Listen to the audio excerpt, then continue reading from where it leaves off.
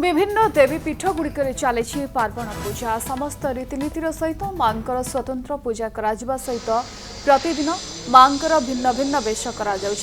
जगतसिंहपुर मां सारला पीठरे चली पूजार्चना। आज मांकर पार्वण पूजार पंचम दिन में 16 उपचार पूजा करा शारदीय दुर्गा पूजार मां को आवाहन करने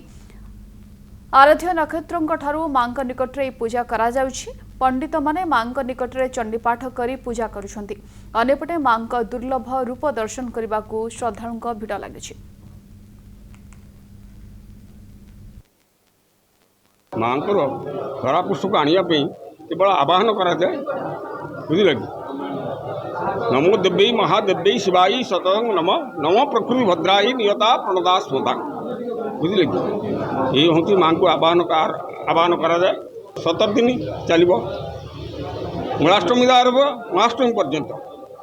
नवमी विश्राम दशमी दश कलश विसर्जन दैनिक कौन एक प्रकार चंडीपाठ करा जाए ना किसी ना ना आउ किसी ना दैनिक प्रत्येक दिन 27 आख्यान चंडीपाठ करा जाए कौन ए कथा कहवा तो माने पाटिर भाषा नहीं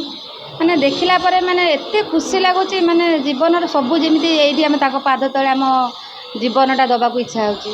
किंतु एमती आम भी ये घर पाख आम केबे सामना देखी नथिलु आम आज प्रथम तांकर गाधुआ देखिलु तांको पूजा तांको एठी सेवा